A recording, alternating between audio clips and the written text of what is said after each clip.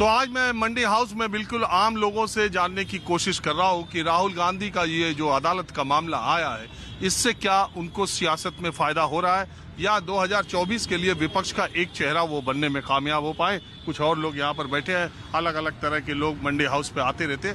बहुत बड़ा बैठकी का अड्डा मंडी हाउस भी है लोगों के लिए। तो आपका नाम क्या है? जी, मैं रविंद्र रावत हूँ। कहाँ के रहने वाले? मैं अभी तो दिल्ली में हूँ, लेकिन 8% उत्तराखंड से हूँ। उत्तराखंड जी। वो तो रावत लोग जैसे ही बोलते हैं तो पता चल जाता है। हाँ जी जी, कि उत्तराखंड से ही है ज्यादातर लोग। जी जी जी। तो आप क्या मानते हैं जो मैंने कहा अभी? नहीं, सबसे पहले तो मैं जो आपका माहौल क्या है इसका बहुत बहुत धन्यवाद करता हूँ। एक चैनल है जो सत्य दिखा रहा है, और मैं आपको बहुत दिनों से ढूंढ रहा था भाई दी, आज मैं यहाँ किसी काम से आया था, आपके दर्शन हो गए।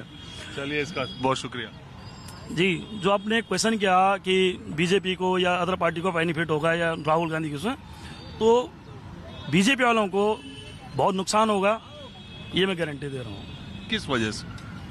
क्योंकि अभी मैं देख रहा था टीएमसी का एक मशीन दिखाई दी कि व्हाइट कपड़े डालो, ब्लैक डालो, व्हाइट हो जाता है। ये हकीकत में है। आप कोई भी पार्टी वाला अगर थोड़ा सा भी ठीक है या गलत है, गलत आदमी बीजेपी में चले जाए, वो कल सुबह व्हाइट हो सकता है। और आप क्या करते हैं भाई साहब? जी, मैं बेसिकली रहने वाला बनारस से हूँ। अरे तो आप ही के क्षेत्र के हैं, तो बोलिया वही बा अपन सबका। लेकिन मैं आपसे ये कहना चाहूँगा कि राहुल गांधी की जो सदस्यता जो रद्द हुई है 2 साल और आने वाले 6 साल की जो पाबंदी है, देखिए ये इसमें कोई दो राय नहीं कि अगर विपक्ष का कोई मजबूती से एकजुट करने की कवायद कर रहे थे तो राहुल गांधी ही कर रहे थे। उसके पीछे 2 बड़े फैक्टर है। एक लीगेसी, वो जिस फैमिली को रिप्रेजेंट करते हैं उन्होंने सालों साल हिंदुस्तान में राजनीति में अपना वर्चस्व साबित किया है। बाकी जितने उसी तो परिवार का तो देख रहे हैं कि उसी परिवार को भारत की बर्बादी का सबसे बड़ा जिम्मेदार बताया जाता है।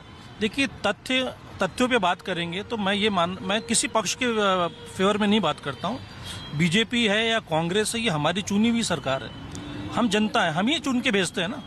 अगर वो भ्रष्ट सरकार थी तो हमने तो भेजा उनको संसद में।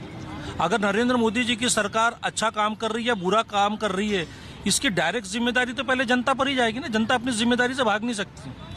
अगर आप एक बर्ड व्यू से देखो तो जनता ही तो भेज रही है सांसदों को। तो खैर, हम मुद्दे पर आते हैं। मैं ये कह रहा हूं कि राहुल गांधी की सदस्यता रद्द होने से फायदा और नुकसान पे आपका जो मूल प्रश्न है उसका मैं जवाब देना चाहता हूं। मुझे ये नजर आता है कि राहुल गांधी अगर उनकी सदस्यता रद्द होती है और इसका खामियाजा अगर बीजेपी को भुगतना पड़ेगा तो सिर्फ इस वजह से भुगतना पड़ेगा कि ये कहीं न कहीं एक संकेत देता है कि आपने गवर्नमेंट की सारी मिशनरीज को, ईडी का और सीबीआई का नाम तो हम सालों से सुनते आ रहे हैं, अब बात आ जाती है जुडिशरी की भी, कि भाई अगर आप जुडिशरी में सूरत की अदालत से उनको बर्खास्त कर देते हो, खैर उनके पास अभी कई प्रावधान हैं, आगे आप उसको लीगल फाइट कर सकते हो, चैलेंजेस हैं उसके। अभी उन्होंने आज दोबारा पिटीशन भी दायर किया है सूरत में, वो एक अलग लड़ाई। पर मैं ये मानता हूँ अगर मान लीजिए 8 साल के लिए वो बहिष्कृत हो जाते हैं, नाजायज ठहराए जाते हैं, तो इसका फायदा मुझे लगता है कहीं ना कहीं कांग्रेस को होने जा रहा है। क्योंकि देखिए, राहुल गांधी वैसे भी कहाँ चुन के आने वाले थे 2024 में, समझ रहे हैं आप। अब बाहर रह के एक सिंपैथी मिलेगी उनको। 2024 में हार जाते क्या? नहीं, राहुल गांधी कहाँ से आ जाते? मैं वही तो कह रहा, आ तो वैसे भी नहीं रहे थे। अच्छा, लेकिन सर ये लगता है जैसे एमपी तो वायनाड से, मान लो अमेठी वायनाड से लड़ते। सर देखिए, राहुल गांधी ऐसे शख्स हैं जो किसी क्षेत्र के एमपी बने, ये उनकी क्वालिफिकेशन बहुत ही कमतर आकी जाएगी, समझ रहे हैं आप। राहुल गांधी के लिए कहीं का एमएलए या एमपी बनना ये तो क्वालिफिकेशन ही नहीं है सर।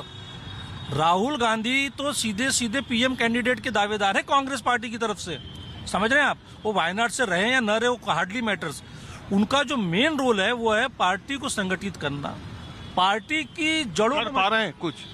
देखिए, कर पाना, ये जो उन्होंने भारत जोड़ो यात्रा की है, कहीं ना कहीं लोग कनेक्ट होते हैं। देखिए, चलिए ठीक है, अब समय खत्म हो गया, नहीं तो और बात करता। सर ऐसा लग रहा है कि 2014 के बाद ही देश आजाद हुआ, क्या उससे पहले काम नहीं होते थे देश में? दोनों तरह के लोग हैं, जो कहते हैं 2014 के बाद ही आजाद हुआ, बहुत लोग कहते हैं कि 2014 के पहले ही रामराज था, जब से ये सरकार आई तभी से सब खराबी भी आ गई। वैसे ही जैसे प्रधानमंत्री नरेंद्र मोदी ने खुद सीबीआई के कार्यक्रम में कल उनके 60 वर्ष पूरा होने पर सीबीआई की शान में कसीदे पढ़े, और जब वो विपक्ष में थे जब वो गुजरात के मुख्यमंत्री थे तब उनके वीडियो बहुत वायरल हैं। उनके जब उन्होंने कहा था कि सीबीआई सोच ले, जिसके इशारे पे काम कर रही है, तो तब उनका सीधा सीधा आरोप था कि सीबीआई केंद्र सरकार के इशारे पर काम कर रही है। तो ये समय काल परिस्थिति, और दूसरी बात है कि सियासत में आपने पीछे जो कहा अगर वो आज याद रखा तो फिर आप नेता नहीं है। माहौल क्या है, बस आज इतना ही। कैमरामैन विजय के साथ राजीव रंजन, न्यूज़ 24 दिल्ली।